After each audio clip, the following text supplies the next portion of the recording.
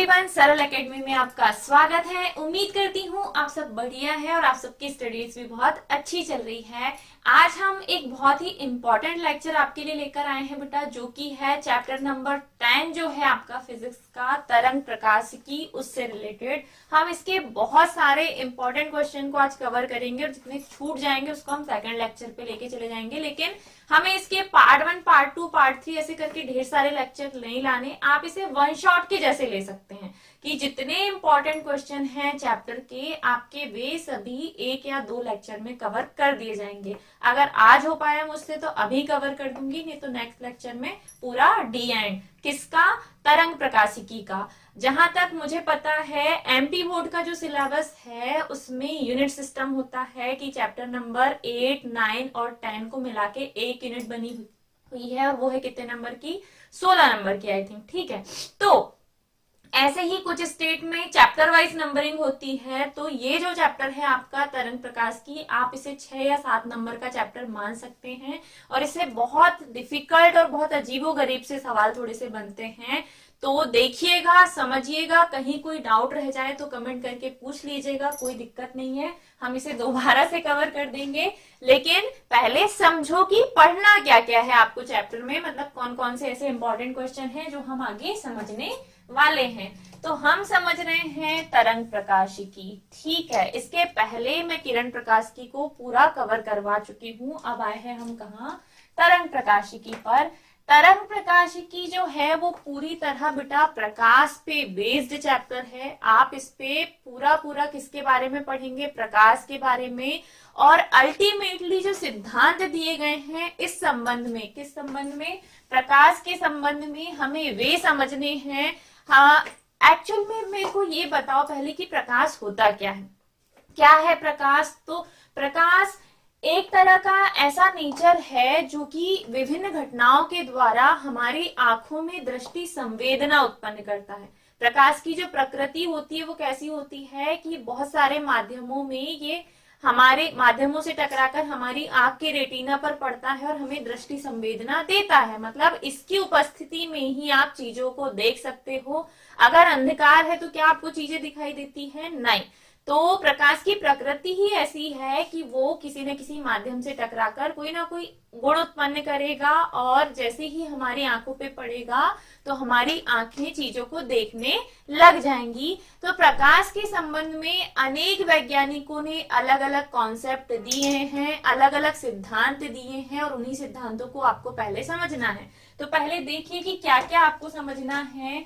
तो प्रकाश की जो प्रकृति है, प्रकाश की प्रकृति के संबंध में सबसे पहले सिद्धांत दिया था बेटा न्यूटन ने, और इसे कहा जाता है न्यूटन का कणिका सिद्धांत।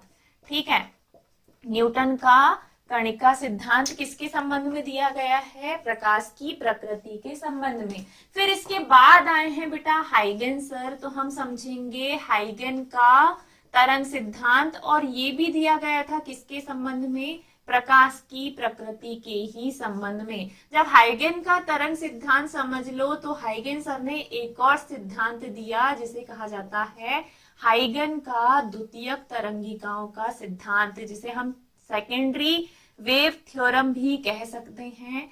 हाइगन का द्वितीयक तरंगिकाओं का सिद्धांत। इसके बाद मैक्सवेल सर का जो है वो विद्युत चुंबकीय स्पेक्ट्रम सिद्धांत है, जो मैक्सवेल सर हैं उन्होंने दिया था मैक्सवेल का विद्युत चुंबकीय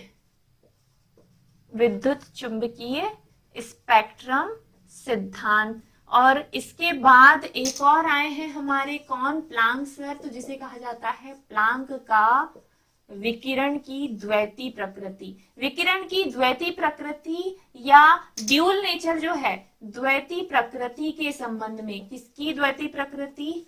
कण की द्वैती प्रकृति के संबंध में दिया गया सिद्धांत। तो ठीक है, तो प्लांक का द्वैती प्रकृति सिद्धांत भी आप इसे कह सकते हैं। इसमें ये और ये आपको नहीं समझना, ये इंपॉर्टेंट नहीं है और ये है भी नहीं। एक्चुअल में प्लांक का क्या सिद्धांत है, तो प्लांक ने सिंपल ही बोला था कि भैया E बराबर होता है एच न्यू, E होती है ऊर्जा, और ऊर्जा जो है प्रकाश की वो हमेशा बंडलों के रूप में होती है। मतलब प्रकाश में जो ऊर्जा है वो ऊर्जा फोटोन के पास बंडलों के रूप में रिजर्व होती है। ये किसका सिद्धांत है बेटा, प्लांक का सिद्धांत है। तो मैक्सवेल का और प्लांक का यहाँ इंपॉर्टेंट नहीं है समझना। इंपॉर्टेंट क्वेश्चन है आपके बेटा न्यूटन का कणिका सिद्धांत, हाइगन का तरंग सिद्धांत और हाइगन का द्वितीयक तरंगिकाओं का सिद्धांत। और हाइगन का द्वितीयक सिद्धांत, तरंगिकाओं का सिद्धांत most most most important question है इस चैप्टर का।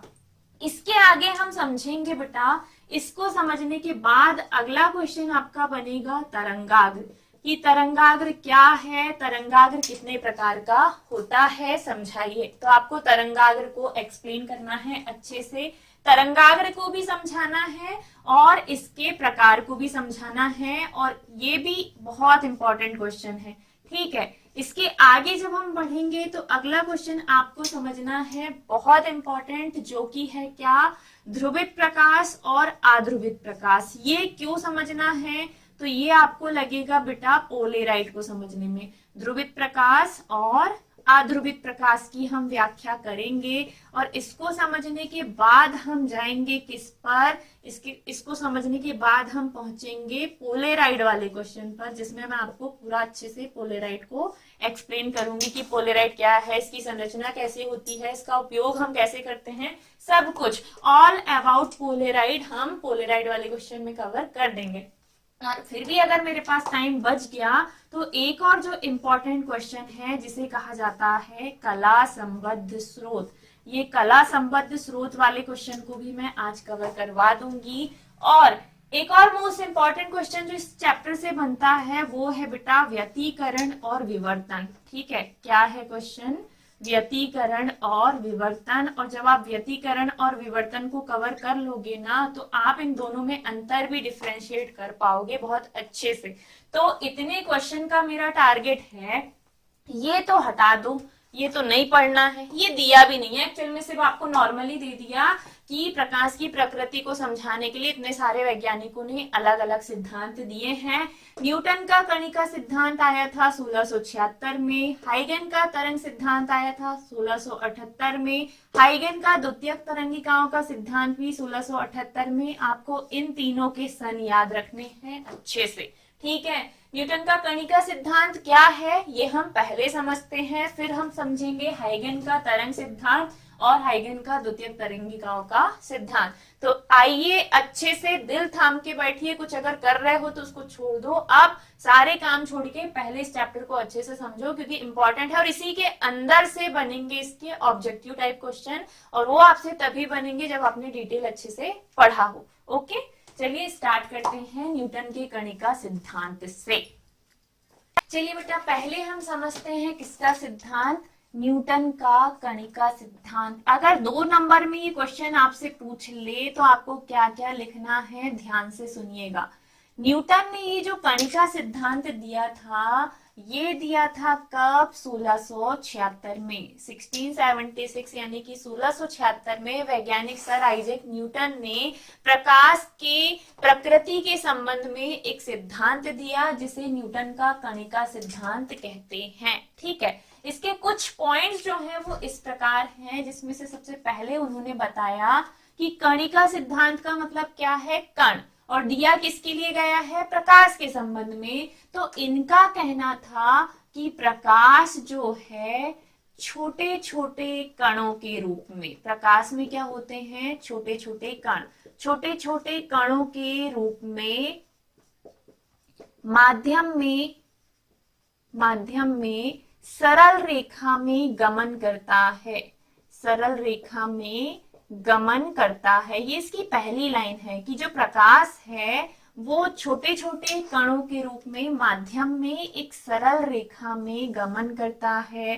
छोटे छोटे कण है बेटा प्रकाश में, कैसे गमन कर रहा है ये इनकी एक्सप्लेनेशन नहीं है, बस इतना पता है कि प्रकाश छोटे छोटे कणों के रूप में माध्यम में एक सरल रेखा में गमन करता है। दूसरा जो इन्होंने बोला वो ये बोला कि चूंकि प्रकाश अलग अलग कणों से मिलकर बना है, चूंकि प्रकाश अलग अलग कणों से मिलकर बना है, तो अलग अलग कणों की तीव्रता अलग अलग होने के कारण प्रकाश का जो रंग है वो अलग अलग होता है। ठीक है, क्या डिसाइड कर दिया इन्होंने? प्रकाश की किरणों का रंग, कि जो कण है बोलते उन कणों का आकार अलग अलग होने के कारण, कणों का आकार अलग अलग होने के कारण, अलग अलग होने के कारण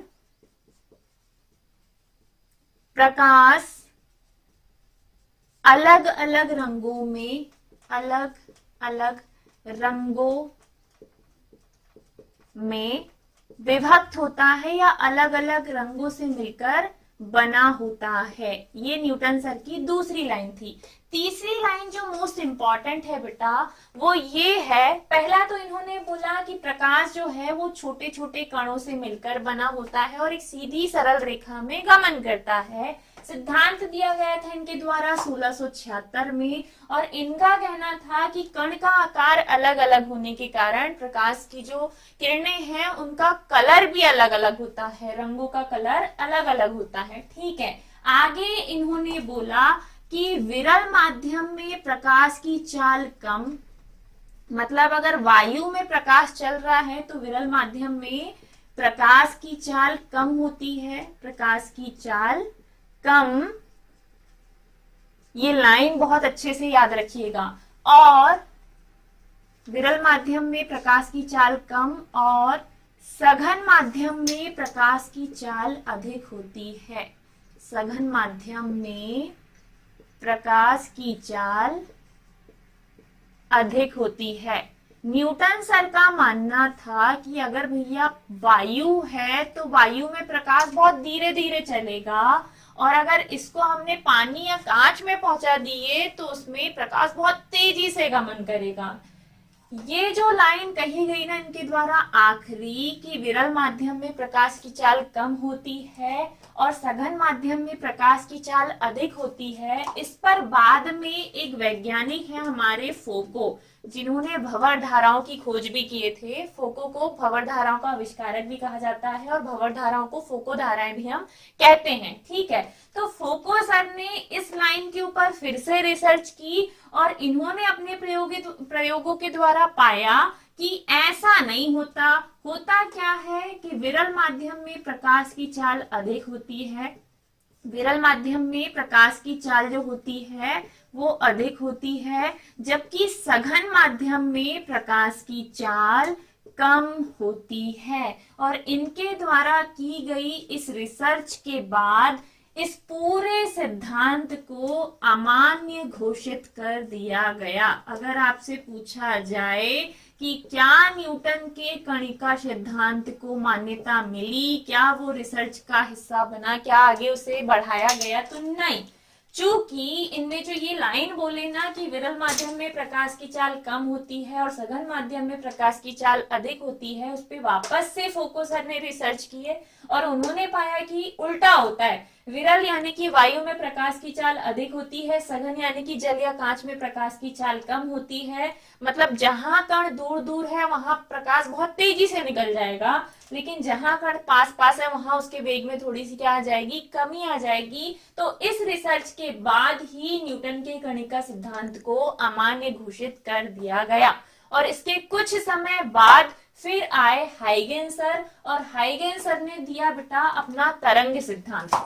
ठीक है, न्यूटन के कणिका सिद्धांत को दिया गया था 1676 में, और इनके 2 साल बाद ही हाइगेन सर आए और उन्होंने अपना तरंग सिद्धांत दिया, उन्होंने अपना द्वितीयक तरंगिकाओं का सिद्धांत दिया, जिसे हमें अब समझते हैं। तो 2 नंबर के लिए ये पर्याप्त है, इतना स्क्रीनशॉट ले लो और लिख भी लेना। ठीक है, अब हम अगला क्वेश्चन समझ रहे हैं जो कि क्या है, जो कि है हाइगेन का तरंग सिद्धांत या हाइगेन का द्वितीयक तरंगिकाओं का सिद्धांत। 2 अलग अलग कॉन्सेप्ट है और दोनों में जो दूसरा वाला है द्वितीयक तरंगिकाओं का सिद्धांत वो ज्यादा इंपॉर्टेंट है। तो चलिए समझते हैं। चलिए बेटा, अब हम समझते हैं हाइगन का तरंग सिद्धांत और इसके बाद हम समझेंगे हाइगन का द्वितीयक तरंगिकाओं का सिद्धांत। लेकिन उसके पहले हमें समझना पड़ेगा कि तरंगाग्र क्या होता है और कितने प्रकार का होता है। ठीक है, तो पहले हम समझते हैं हाइगन का तरंग सिद्धांत। हाइगन सर ने ये सिद्धांत दिया था कब? जस्ट न्यूटन सर के देने के 2 साल बाद, यानी कि 1678 में। 1678 में वैज्ञानिक हाइगन ने अपना तरंग सिद्धांत दिया। इनके अनुसार, न्यूटन के अनुसार प्रकाश कणों से मिलकर बना था। ठीक है, हाइगन के अनुसार, इनके अनुसार प्रकाश तरंगों के रूप में गमन करता है। प्रकाश तरंगों के रूप में गमन करता है, यानी कि माध्यम में किस रूप में चलता है? तरंगों के रूप में चलता है।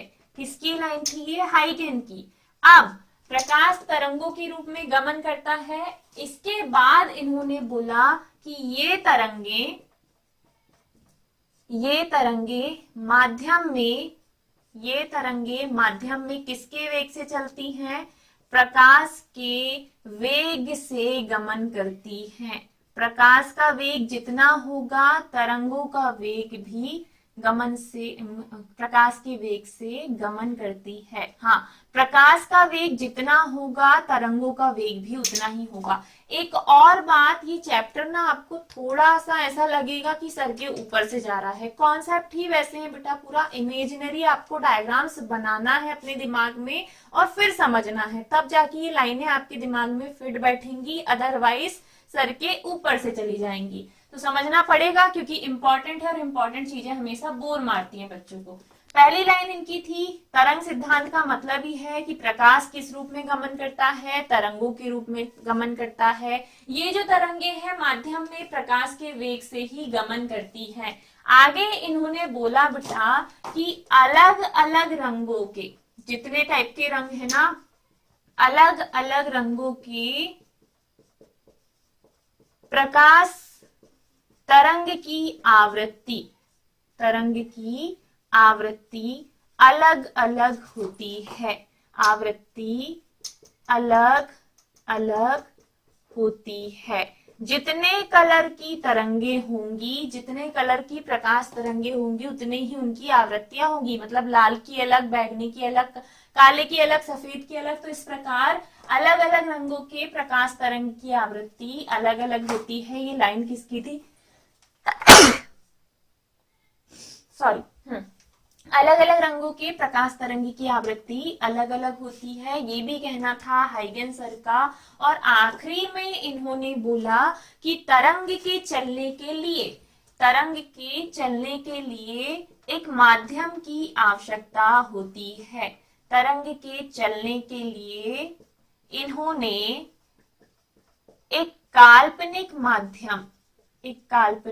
माध्यम, हम जनरली माध्यम मानते हैं या तो जल, या तो वायु, या तो कांच, या और कुछ। ठीक है, इन्होंने एक काल्पनिक माध्यम बेटा ईथर की कल्पना की और इनका मानना था कि तरंगे इस माध्यम में गमन करती हैं। जिस माध्यम में तरंगे गमन करती हैं उस माध्यम का नाम इन्होंने क्या दे दिया? ईथर। और बाद में इस सिद्धांत को बेटा मान्यता मिल गई, इसे मान्य घोषित कर दिया गया। न्यूटन का कणिका सिद्धांत तो अमान्य हो गया, कैंसिल। ठीक है, लेकिन हाइगन के तरंग सिद्धांत को बाकायदा मान्यता मिली है और मान्यता मिली है इस वजह से ये आज भी पढ़ा जाता है। ठीक है, ये रिसर्च का हिस्सा है कि ये किसने बताया कि प्रकाश जो है वो तरंगों से मिलकर बना है या तरंगे के रूप में गमन कर रहा है। तो किसने बताया है? हाइगन ने। अब तरंग के रूप में चले या किसी भी रूप में चले, प्रकाश तो अपने वेग से चलेगा। तो ये जो तरंगे हैं ना, जिनसे मिलकर ये प्रकाश बना है, वे तरंगे माध्यम में प्रकाश के ही वेग से गमन करती हैं। आगे इन्होंने बोला कि अलग अलग रंगों के प्रकाश तरंग की आवृत्ति बेटा अलग अलग होती है और इन तरंगों को चलने के लिए जिस माध्यम की इन्होंने बात की वो एक काल्पनिक माध्यम है जो उनकी इमेजिनेशन में है और उस माध्यम को उन्होंने ईथर नाम दिया। और इस सिद्धांत को, हाइगन के तरंग सिद्धांत को मान्यता भी मिली है। इस प्रकार हमने अभी जो समझा वो है हाइगन का तरंग सिद्धांत। अब हम पहले समझते हैं कि तरंगाग्र क्या होता है और कितने प्रकार का होता है। इसके बाद मैं आपको समझाऊंगी हाइगन का द्वितीयक तरंगिकाओं का सिद्धांत। ठीक है, चलिए बेटा, अब हम पहले समझते हैं कि तरंगाग्र क्या है और तरंगाग्र कितने प्रकार का होता है। तरंगाग्र और इसके प्रकार, और ये इंपॉर्टेंट क्वेश्चन है, आपको याद करना पड़ेगा। ठीक है, कि तरंगाग्र क्या है, ये कितने प्रकार का होता है, ये 3 नंबर में आपसे पूछ सकता है, तो पढ़ के जरूर जाइएगा। अगर आप लोग यहाँ तक आ गए हो और चीजें आपको समझ में आ रही है तो वीडियो को शेयर करो जल्दी जल्दी अपने दोस्तों के साथ। आप लोग बिल्कुल शेयर नहीं करते। चैनल को सब्सक्राइब नहीं किया है तो सब्सक्राइब भी कर लीजिए, आगे चीजें आपको बहुत अच्छी मिलने वाली है। अभी तक तो थोड़ी सी ऐसा लग रहा होगा कि बोर मार रही है ये चैप्टर ही। एक्चुअली कुछ बच्चों को ऐसा लगता है कि कहाँ भर दिया हमारी फिजिक्स में, क्या दे दिया है ना। किरण प्रकाश की तो थोड़ा इंटरेस्टिंग है भी, लेकिन तरंग प्रकाश की आधे से ज्यादा बच्चों को समझ में नहीं आता। जैसे जैसे आगे बढ़ोगे आपको समझ में आएगा कि क्या है ये चैप्टर। ठीक है, तो कुछ चीजें तो ऐसी होती है जो समझने के बाद आपको याद करनी होती है, ये वही है कि समझिए भी लेकिन याद भी करना पड़ेगा। ठीक है, तो चलिए पहले हम समझते हैं कि तरंगाग्र क्या है और ये कितने प्रकार का होता है। जब भी किसी स्रोत से तरंगे निकलती हैं तो माध्यम के सभी कण कंपन करने लगते हैं। ठीक है, ये तरंगे निकली किसी स्रोत से, सीधे सीधे तरंगे आगे बढ़ रही हैं। जब इस स्रोत से तरंगे आगे बढ़ रही हैं और माध्यम के सभी कण क्या कर रहे हैं, कंपन कर रहे हैं ना, तो कंपन करते कणों को मिलाकर हम अगर एक इमेजिनरी ग्राफ खींचे, जैसे ये सीधे सीधे आगे बढ़ रही हैं और हमने यहाँ पे ग्राफ खींच दिया ऐसा सीधा सीधा कि यहाँ कोई कंपन ऐसे कंपन कर रहे हैं, जो कण है वो इस तरह से कंपन कर रहे हैं, और उनको मिलाकर हमने क्या खींच दिया, एक काल्पनिक वक्र खींच दिया। क्या खींच दिया बेटा, काल्पनिक वक्र। अब लाइनें मेरी ध्यान से सुनिएगा। जब भी किसी प्रकाश स्रोत से तरंगे निकलती हैं, ठीक है, जब भी किसी प्रकाश स्रोत से तरंगे निकलती हैं तो माध्यम के समस्त कणों के कंपन, ये कण ऐसे सीधे सीधे सीधे सीधे, माध्यम के सभी कण, जैसे वायु के कण इससे टकरा रहे हैं तरंग से, तो सारे कण क्या करने लग जाएंगे, कंपन करने लग जाएंगे। उनकी कंपन के दिशा के अनुरूप अगर हम कोई काल्पनिक वक्र बनाएं तो उस काल्पनिक वक्र को ही कहा जाता है बेटा तरंगाग्र। ठीक है, काल्पनिक वक्र की ये कण कैसे कंपन कर रहे हैं सबको मिलाकर अगर हम एक ग्राफ बनाएं तो इस काल्पनिक वक्र को ही कहा जाता है तरंगाग्र। और तरंगाग्र बेटा 3 प्रकार का होता है, 3 प्रकार का होता है। डेफिनेशन क्या बोली मैंने, जब किसी प्रकाश स्रोत से तरंगे निकलती हैं, मान लो यहाँ कोई टॉर्च है, जैसे ही टॉर्च जलाए इससे बाकायदा आगे प्रकाश किरणें निकलने लगी, और प्रकाश किरणें किस रूप में चलती हैं, तरंगों के रूप में। जब ये तरंगे माध्यम में आगे बढ़ रही हैं तो जहां जहां इनसे कोई कण टकराएंगे सारे कण क्या करने लग जाएंगे, कंपन। और इनका कंपन ठीक वैसे ही होगा जिनका, जैसे इनका सोर्स है बेटा। तो जब आप इन तरंगों के अनुरूप ग्राफ बनाएंगे तो उस ग्राफ को ही कहा जाता है क्या, तरंगाग्र। और तरंगाग्र स्रोत की उत्पत्ति, जहां से उत्पत्ति हुई है तरंगों की, उस उत्पत्ति स्रोत के आधार पर तरंगाग्र 3 प्रकार का होता है। पहला होता है बेटा समतल तरंगाग्र। ठीक है, फर्स्ट इज समतल तरंगाग्र। दूसरा होता है गोलीय तरंगाग्र और तीसरा होता है बेलनाकार तरंगाग्र। ठीक है, तीसरा होता है बेलनाकार तरंगाग्र। अब डेफिनेशन के अनुरूप हम इसका डायग्राम बनाते हुए इसे समझते हैं कि कौन सा है समतल तरंगाग्र, कौन सा है गोलीय और कौन सा है बेलनाकार। मान लो अगर स्रोत बहुत दूर कहीं अनंत में है, ठीक है, बहुत दूर कहीं कहाँ है, अनंत में, और अनंत से किरणें माध्यम में आगे बढ़ रही हैं, बहुत आगे बढ़ रही हैं, तो बीचों बीच में अगर हमने कहीं ग्राफ बना के देखा तो उस ग्राफ को ही कहा जाएगा कौन सा तरंगाग्र, समतल तरंगाग्र। क्यों? क्योंकि माध्यम के सभी कण एक समान एक निश्चित कला में कंपन करने लग जाएंगे, इधर उधर भागेंगे क्या? नहीं। तो इस प्रकार के तरंगाग्र को हम कहेंगे समतल तरंगाग्र।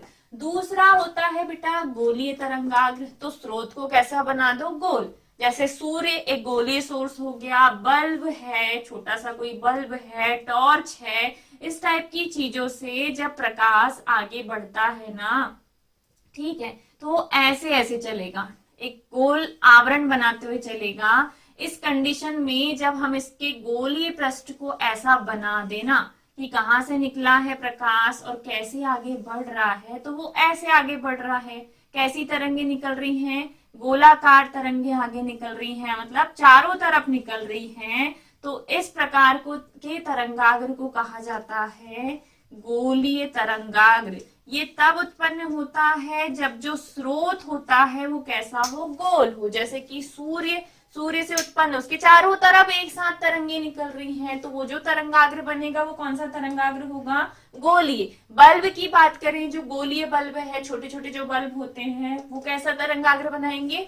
गोलीय तरंगाग्र बनाएंगे। अब आखिरी जो है वो है बेलनाकार बेटा। तो अगर स्रोत स्लिट या झिरी के जैसा हो, जनरली ना कैमरामैन लोग ऐसा सोर्स यूज करते हैं, तो अगर स्रोत स्लिट या झिरी के जैसा हो, तो स्लिट या झिरी से जब माध्यम में तरंगे आगे बढ़ती है ना, सीधे सीधे माध्यम में तरंगे आगे बढ़ती हैं, तो माध्यम में उपस्थित कणों के कारण यहाँ जो तरंगाग्र बनता है बेटा, वो होता है कैसा तरंगाग्र? बेलनाकार तरंगाग्र। ठीक है, कैसा तरंगाग्र? बेलनाकार तरंगाग्र। ये जो तरंगाग्र बन रहा है हल्का सा कैसा होगा? बेलन के जैसा होगा, इसीलिए इसे कौन सा तरंगाग्र कहते हैं? बेलनाकार। तो जब किसी स्रोत से तरंगे निकलती हैं और माध्यम में आगे बढ़ती हैं, तो माध्यम में जितने कण होते हैं वो उन तरंगों से टकराते हैं, और जिसके कारण अलग अलग प्रकार के काल्पनिक वक्र का निर्माण होता है। अगर स्रोत अनंत में है और तरंगे माध्यम में आगे बढ़ी, तो ये जिस तरंगाग्र का निर्माण करेंगे वो होगा समतल तरंगाग्र। अगर स्रोत गोलाकार है, गोलीय है, जैसे कि सूर्य होता है, बल्ब होता है, इस प्रकार के स्रोत से जब माध्यम में तरंगे आगे बढ़ेंगी तो चारों तरफ तरंगे निकलेंगी, तो जो तरंगाग्र बनेगा वो होगा गोलीय तरंगाग्र। अगर स्रोत स्लिट यानी कि बेलन या झिरी के जैसा है, तो माध्यम में जब तरंगे आगे बढ़ेंगी तो ये जो सा तरंगाग्र बनाएगा वो होगा बेलनाकार तरंगाग्र। और मैं चिल्ला चिल्ला के शुरू से आपको बोलते आई हूं कि ये सिर्फ और सिर्फ काल्पनिक वक्र है, इमेजिनरी डायग्राम। ठीक है, काल्पनिक क्या है? वक्र। तो आपको अपनी कल्पनाओं में भी ये वक्र बनाने पड़ेंगे, तब जाके आपसे ये क्वेश्चन बनेंगे। ठीक है, अगर आपको तरंगाग्र समझ में आ जाए, तरंगाग्र कैसे बना, तो अब हम आते हैं बहुत ही इंपॉर्टेंट क्वेश्चन, जो कि है बेटा हाइगेन का सेकेंडरी वेव थ्योरम, यानी कि हाइगेन का द्वितीयक तरंगिकाओं का सिद्धांत। ठीक है, तो इसका स्क्रीनशॉट ले लो और एग्जाम्पल जरूर लिख लेना, बहुत अच्छे अच्छे दिए हुए हैं आपकी बुक में भी। चलिए बेटा, अब हम समझेंगे एक बहुत ही इंपॉर्टेंट क्वेश्चन, जो कि क्या है? हाइगेन का द्वितीयक तरंगिकाओं का सिद्धांत। और ये इतना ही डिफिकल्ट है जितना कि अब मैं क्या बताऊं। ठीक है, थोड़ा सा आपको यहाँ पे इमेजिनरी पावर आपकी बढ़ानी पड़ेगी। बहुत अच्छा क्वेश्चन है और पूछा जाता है बार बार। ठीक है, हाइगेन का द्वितीयक तरंगिकाओं का सिद्धांत क्या है? ये सिद्धांत क्या है, इसके अभिग्रहित ध्यान से समझिएगा। तो हमने देखा कि हाइगेन ने जो अपने सिद्धांत दिए हैं वो कब दिए हैं? 1678 में। एक डच वैज्ञानिक है सर हाइगेन, इन्होंने तरंग सिद्धांत दिया और एक द्वितीयक तरंगिकाओं का सिद्धांत दिया। जो द्वितीयक तरंगिकाओं का सिद्धांत इन्होंने दिया वो दिया है तरंगाग्र के आधार पर।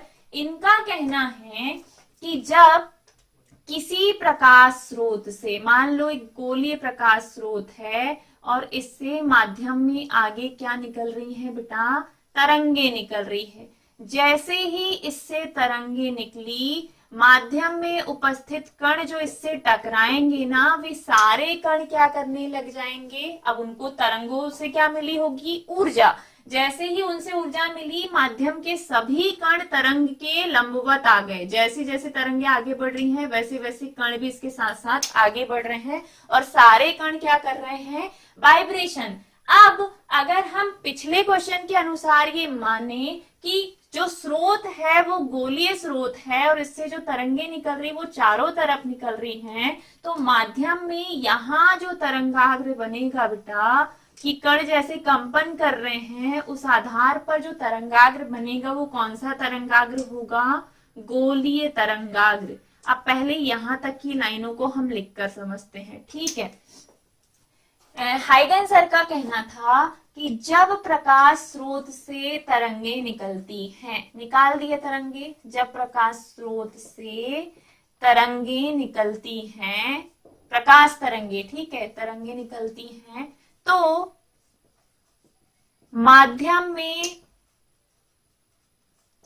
विक्षोभ के कारण, डिस्टरबेंस हुआ ना, क्या हुआ बेटा, विक्षोभ उत्पन्न होने के कारण, विक्षोभ उत्पन्न होने के कारण माध्यम के सभी कण, माध्यम के सभी कण समान कला में कंपन करने लगते हैं, समान कला में कंपन करने लगते हैं। माध्यम के वे सभी कण, माध्यम के वे सभी कण, जितने भी कण समान कला में कंपन करते हैं, कंपन करते हैं, समान कला में मतलब एक ही डायरेक्शन में जितने भी कण कंपन कर रहे हैं वे एक ही तरंगाग्र पर होंगे। और अगर स्रोत गोली है तो वो जो तरंगाग्र बनाएंगे वो होगा कौन सा तरंगाग्र बेटा, गोलीय तरंगाग्र। कंपन करते हैं किस पर, एक ही तरंगाग्र पर स्थित होते हैं, एक ही तरंगाग्र पर स्थित होते हैं। अब इस चीज को पहले समझो अच्छे से। जब किसी प्रकाश स्रोत से, ये स्रोत है बेटा जहां से प्रकाश निकल रहा है, किस रूप में निकल रहा है, तरंगों के रूप में। जब किसी प्रकाश स्रोत से तरंगे निकलती हैं तो माध्यम में, मान लो यहाँ जो भी माध्यम है उसमें जोन से भी कण है, जैसे ही तरंगे आगे बढ़ी वो कण इन तरंगों से टकराएंगे और सारे के सारे कणों को चूंकि ऊर्जा मिलेगी तो सभी कण तरंग के साथ साथ आगे बढ़ने लग जाएंगे और कंपन करने लग जाएंगे। और यहाँ पे सभी के सभी एक सीधी लाइन में कंपन करेंगे, तो जैसा स्रोत होगा वैसा ही यहाँ पर तरंगाग्र बनेगा। अब जब ये इनका वाइब्रेशन रुक ही नहीं रहा है, इनका कंपन नहीं रुक रहा क्योंकि इनको क्या मिल रही है, लगातार ऊर्जा, तो ऐसा प्रतीत होता है कि ये जो कण कंपन कर रहे हैं ना उनके कारण अलग से और दूसरा तरंगाग्र यहाँ पे निर्मित हो गया। कहने का मतलब ये है कि एक तरंग तो माध्यम में आगे बढ़ी थी लेकिन कणों के कारण दूसरी तरंगे भी अलग अलग निकलकर माध्यम में आगे बढ़ने लग जाएंगी, ठीक है। पहली तरंग जो स्रोत से उत्पन्न हुई है और दूसरी तरंग जो कणों के कंपन के कारण उत्पन्न हुई है, इन तरंगों को ही कहा जाता है बेटा द्वितीयक तरंगिकाएं। अब ध्यान से सुनिएगा, माध्यम के वे सभी कण जो समान कला में कंपन करते हैं एक ही तरंगाग्र पर स्थित होते हैं।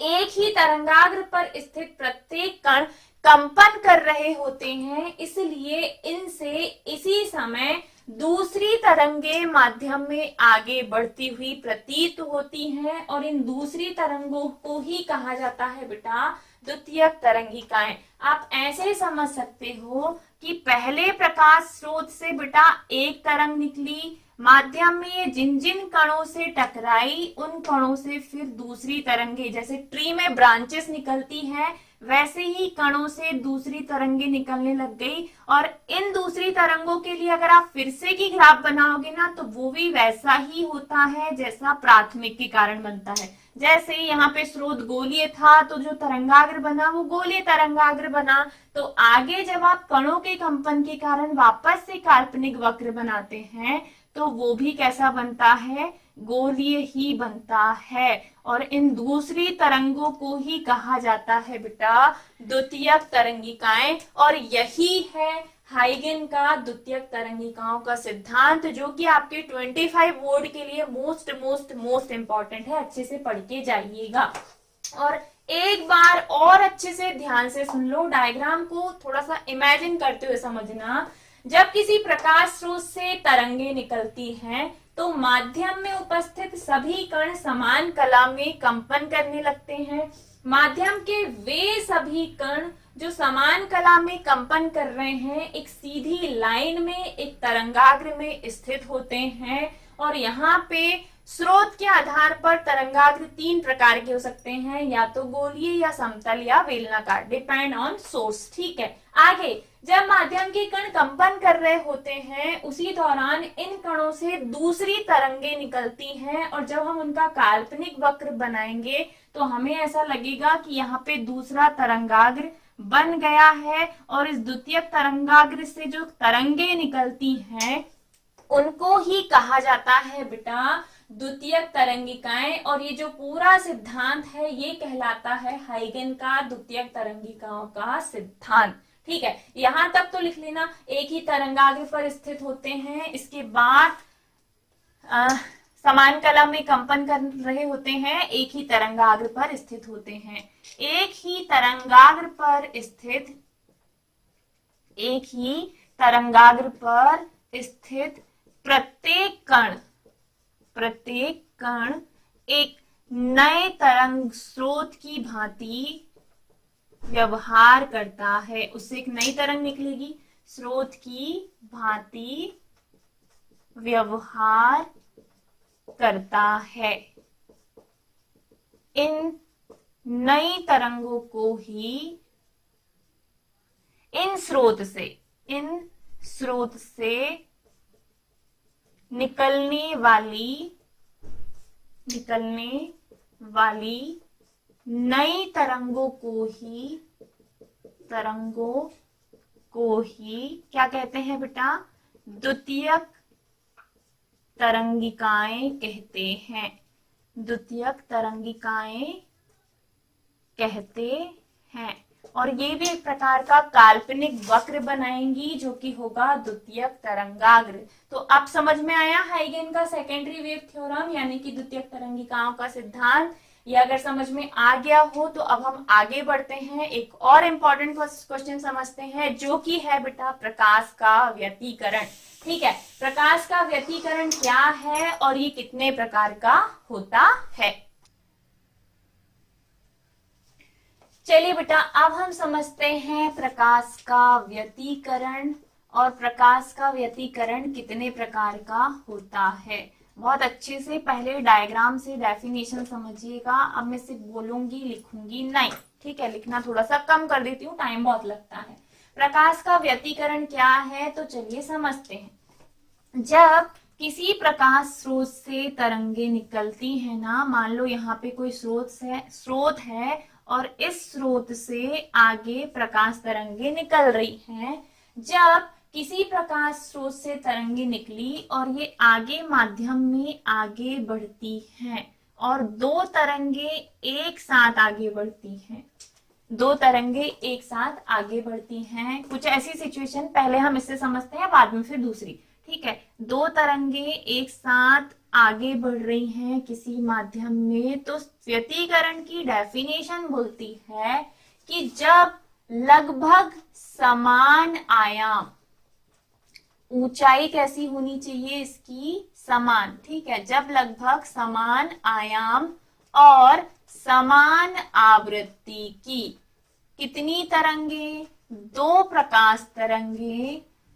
प्रकाश तरंगे किसी माध्यम में आगे बढ़ती है, तो एक ये दूसरी ये, पहली तरंग ये दूसरी तरंग ये, जब लगभग समान आयाम, ऊंचाई कैसी होनी चाहिए? दोनों की लगभग समान, और समान आवृत्ति की दो प्रकाश तरंगे माध्यम में एक साथ आगे बढ़ती है, चाहे उनके स्रोत एक से हो या अलग अलग हो। एक साथ यहाँ दो लाइट जला दो या फिर एक ही लाइट से ये तरंगे निकल रही हैं। ज्यादातर व्यतिकरण तब उत्पन्न होता है जब इनका स्रोत एक ही हो। ठीक है, एक ही स्रोत से ये तरंगे आगे बढ़ रही हैं।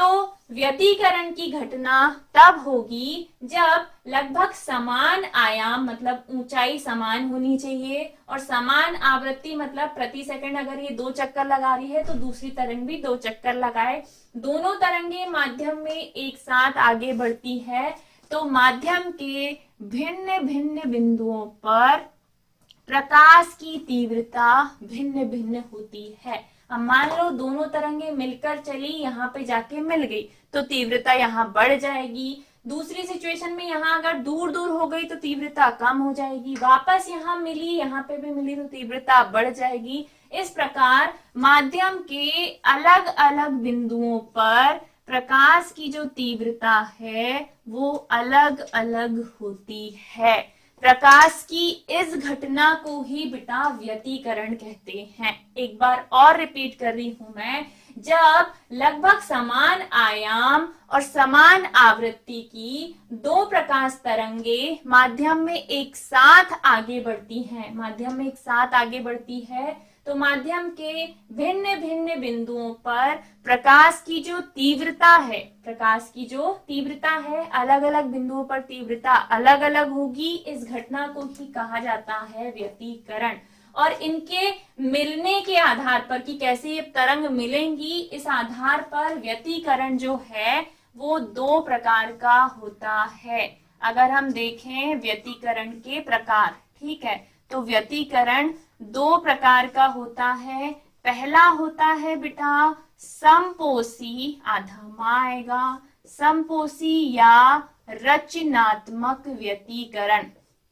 फर्स्ट इज समपोषी या रचनात्मक व्यतिकरण और दूसरा होता है विनाशी व्यतिकरण। ठीक है, विनाशी व्यतिकरण। अब समझो कि क्या समपोषी है और क्या विनाशी है। तो जब हमने लगभग समान आयाम और समान आवृत्ति की तरंगों को मिलाया और दोनों की कला भी समान है, मतलब एक ऊपर जा रही है तो दूसरी भी ऊपर जाए, फिर एक नीचे आ रही है तो दूसरी भी नीचे आए, तो तरंगों के आयाम भी समान है, मतलब ऊंचाई भी समान है, आवृत्ति भी समान है, मतलब प्रति सेकंड लगाए गए चक्करों की संख्या भी समान है, और इनकी कला मतलब जिस कोण से ये आगे बढ़ रही है वो भी कैसी है, समान है।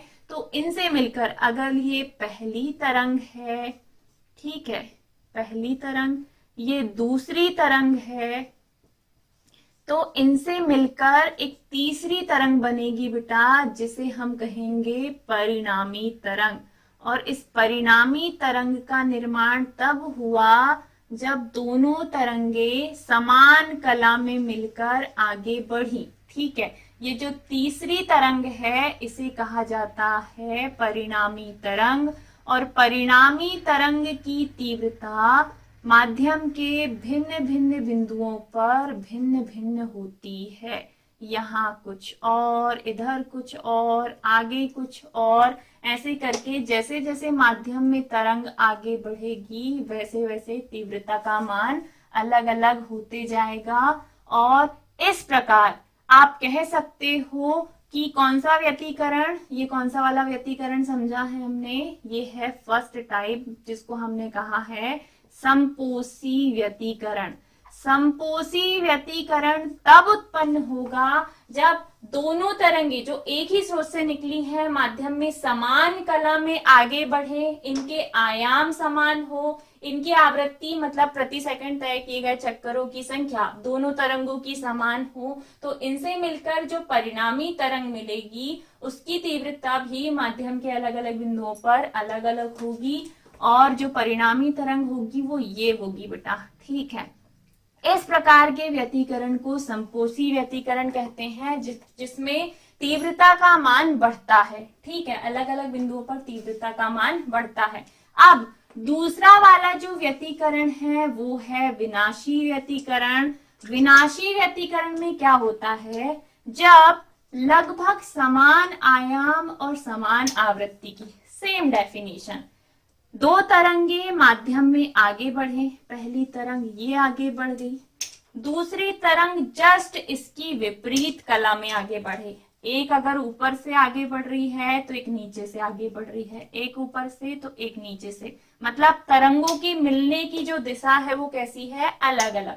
तो यहाँ पे हम ये बोल सकते हैं कि जब आयाम दोनों के समान है, ये अगर 10 की है तो ये भी नीचे 10 की ही होगी, और आवृत्ति मतलब प्रति सेकंड ये अगर 10 चक्कर लगा रही तो ये भी 10 चक्कर लगाएगी, ठीक है। लेकिन आगे बढ़ने की जो कला है, एक ऊपर से आगे बढ़ी तो दूसरी नीचे से, दोनों किस कला में है, विपरीत कला में। अगर ये दोनों आगे बढ़ रही हैं तो आप सोचो इनकी परिणामी तरंग कहाँ मिलेगी हमें। इनकी परिणामी तरंग एक ऊपर एक नीचे, तो परिणामी तरंग मिलेगी बेटा बीचों बीच में। कहाँ मिलेगी, बीचों बीच में एक सीधी लाइन हमें मिलेगी, इसे हम कहेंगे कौन सी तरंग, परिणामी तरंग। ये रहेगी हमारी परिणामी तरंग, ऊपर वाली और नीचे वाली रहेगी प्रथम और द्वितीय तरंग, ठीक है। तो जो परिणामी तरंग मिलेगी ना विनाशी व्यतिकरण में, कौन सा व्यतिकरण है ये, विनाशी व्यतिकरण, वो होगी बीच की सीधी लाइन, बीच की सीधी लाइन। तो आप कह सकते हो विनाशी व्यतिकरण तब उत्पन्न होता है जब दोनों तरंगे विपरीत कला में मिलती है, विपरीत कला में मिलकर आगे बढ़ती है, ठीक है। तो ये रहा संपोषी व्यतिकरण और इसका जस्ट अपोजिट है विनाशी व्यतिकरण। सिंपल सी डेफिनेशन साइड हेडिंग डालना, संपोषी व्यतिकरण और डैश करके लिखना, जब लगभग समान आयाम और समान आवृत्ति की दो प्रकाश तरंगे माध्यम में एक साथ आगे बढ़ती है तो इनकी परिणामी तरंग की तीव्रता अलग अलग बिंदुओं पर अलग अलग होती है, ये समान कला में आगे बढ़ती है और इन तरंगों को, इस प्रकार के व्यतिकरण को संपोषी व्यतिकरण कहते हैं।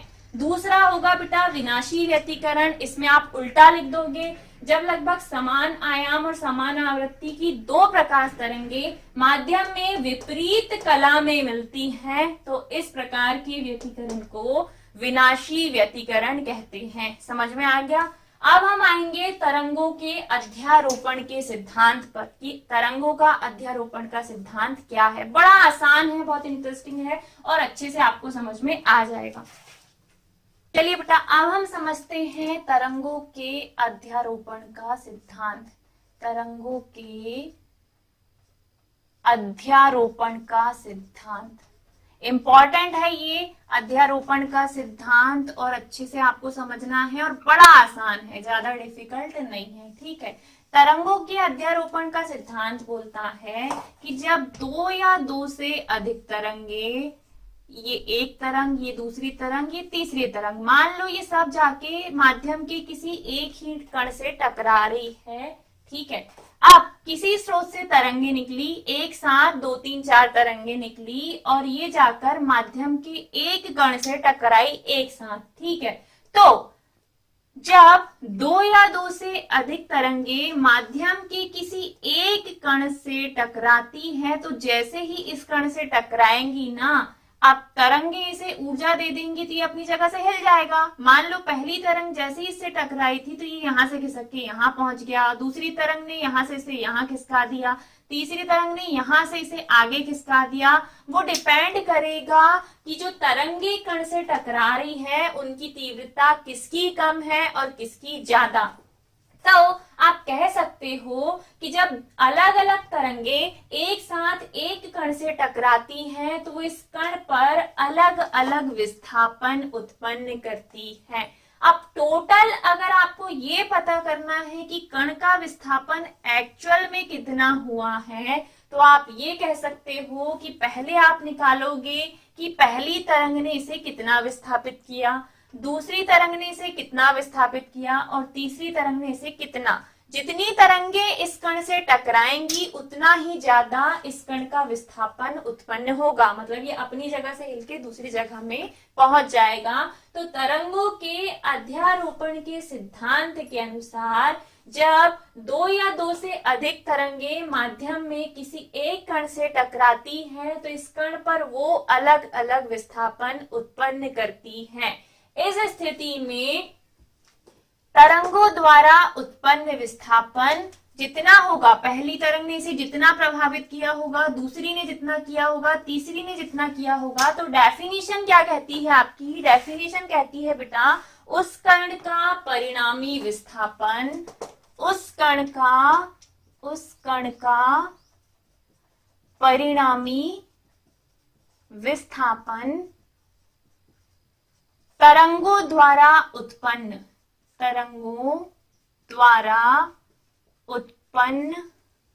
अलग अलग विस्थापनों के सदिश योग के बराबर होता है, सदिश योग के बराबर होता है। यही है बेटा अध्यारोपण का सिद्धांत। मान लीजिए एक साथ 3-4 तरंग कण से टकराई है, तो कुल उन्होंने कितना विस्थापन उत्पन्न किया है, अगर आपको ये पता करना है तो विस्थापन को यहाँ y से दर्शाते हैं। मान लो पहली तरंग ने इसे यहाँ से यहाँ खिसकाया, तो खिसकाया बेटा y1, दूसरी ने खिसकाया यहाँ से टोटल यहाँ खिसका दिया, तो दूसरी ने y2, तीसरी ने मान लो इतना पूरा खिसका दिया, तो इनने जितना विस्थापन उत्पन्न किया y3, और भी तरंगे हैं तो y4, और अनगिनत तरंगे हैं तो सबका योग करोगे n तरंगे होंगी yn। सभी तरंगों द्वारा उत्पन्न विस्थापनों का आपको सदिश योग करना है, जो भी मान मिलेगा वही होगा y का परिणामी विस्थापन। मतलब इस कण का टोटल विस्थापन कितना हुआ है उसे पता करने के लिए आपको अलग अलग तरंगों द्वारा उत्पन्न जो विस्थापन है उन सभी विस्थापनों का क्या करना पड़ेगा? योग करना पड़ेगा। और इस प्रकार आपको जो विस्थापन एग्जैक्ट मिलेगा वो होगा परिणामी विस्थापन।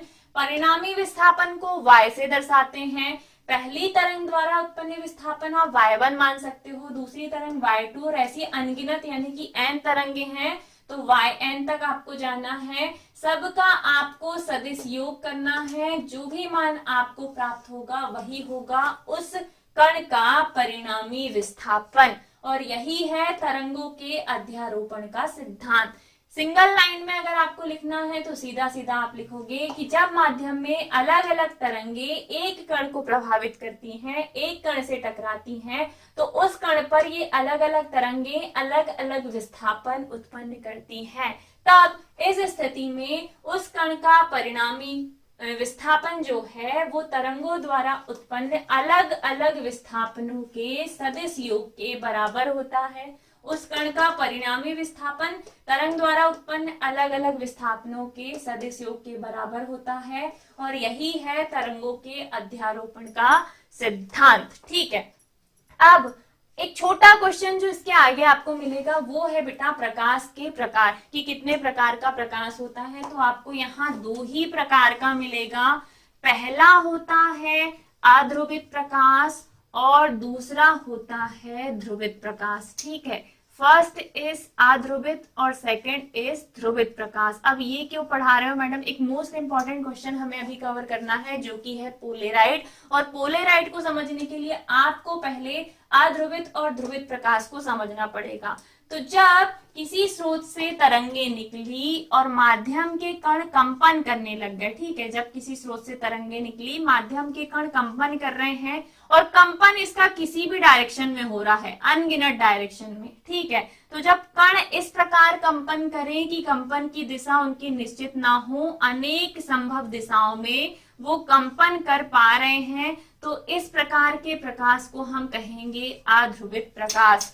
चकाचौंध वाला लाइट, जैसे सूर्य का प्रकाश एकदम से भरी दोपहरी में आपकी आंखों पर पड़ता है तो आप आंख बंद करने लग जाते हो। क्यों?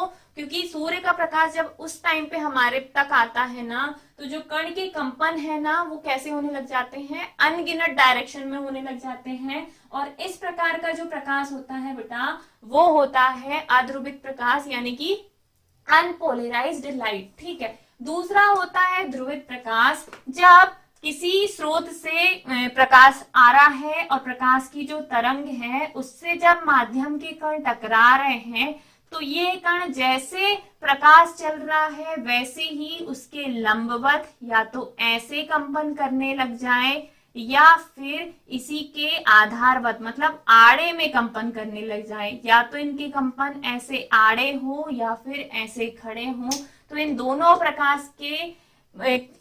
प्रकार के कणों के कंपन के आधार पर इस प्रकाश को बोला जाता है ध्रुवित प्रकाश। ठीक है, दो प्रकार का प्रकाश है। जब किसी स्रोत से प्रकाश निकला, तरंगे उसकी आगे बढ़ी और जो माध्यम के कण हैं वो उस तरंग से टकराकर कंपन करने लग गए और उनके कंपन के जो तल है वो निश्चित नहीं है, वो अनगिनत दिशाओं में कंपन कर रहे हैं, तो इस प्रकार के प्रकाश को कहा जाता है अध्रुवित प्रकाश। और जब कणों के कंपन के तल लंबवत हो, जैसे कण तरंग आ रही है ना, या तो उसके लंबवत हो या उसके क्षैतिज हो, या तो आड़े हो या फिर खड़े हो, तो इस प्रकार के प्रकाश को कहा जाता है ध्रुवित प्रकाश। जब ध्रुवित प्रकाश हमारी आंखों पे पड़ता है तो बिल्कुल हमें चकाचौंध फील नहीं होता, हम नॉर्मली उस लाइट को देख पाते हैं। और जब अध्रुवित प्रकाश हमारी आंखों पे पड़ता है तो हमें ऐसा एकदम चकाचौंध सी फील होती है और हम उसको देख नहीं पाते। तो इस प्रकार आप इन दोनों प्रकाश को डिफरेंशिएट कर सकते हैं।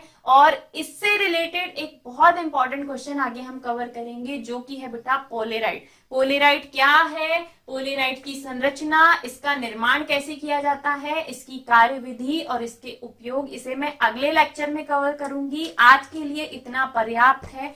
आज हमने क्या क्या समझा, तो पहले हमने समझा न्यूटन का कणिका सिद्धांत, फिर हाइगेन का तरंग सिद्धांत, फिर तरंगाग्र इसके प्रकार, हाइगेन का द्वितीयक तरंगिकाओं का सिद्धांत। इसके बाद हमने जस्ट अभी कवर किया था हाइगेन की द्वितीयक तरंगिकाओं के सिद्धांत। ये बात किससे क्या बोलते हैं, तरंगों के अध्यारोपण के सिद्धांत को। इसके बाद इसके पहले मैंने व्यतिकरण और इसके प्रकार भी समझाए, और लास्टली अभी मैंने आपको प्रकाश के जो प्रकार हैं, एक अध्रुवित और दूसरा ध्रुवित। ध्रुवित प्रकाश को समतल ध्रुवित प्रकाश भी कहा जाता है, और इससे रिलेटेड एक इंपॉर्टेंट क्वेश्चन हम अगले लेक्चर में कवर करेंगे। आज के लिए इतना पर्याप्त है। इफ अगर आपको अच्छे से समझ में आया है तो प्लीज प्लीज प्लीज वीडियो को लाइक कीजिए, शेयर कीजिए अपने दोस्तों के साथ। चैनल को अगर सब्सक्राइब नहीं किया है तो कर लीजिए। और if you are financially capable तो आप हमें सपोर्ट कर सकते हैं। अब हम एक सेशन लेके आने वाले हैं जिसमें मैं सारे इंपॉर्टेंट क्वेश्चन आपको बताऊंगी कि किस चैप्टर से आपको क्या क्या पढ़ना और क्या क्या आपके बोर्ड के लिए इंपॉर्टेंट है। तो अच्छा लगा हो तो प्लीज लाइक करके जाना और कमेंट करके मुझे जरूर बताना। मिलते हैं अगले वीडियो में अगले लेक्चर के साथ। Bye bye, take care, Radhe Radhe.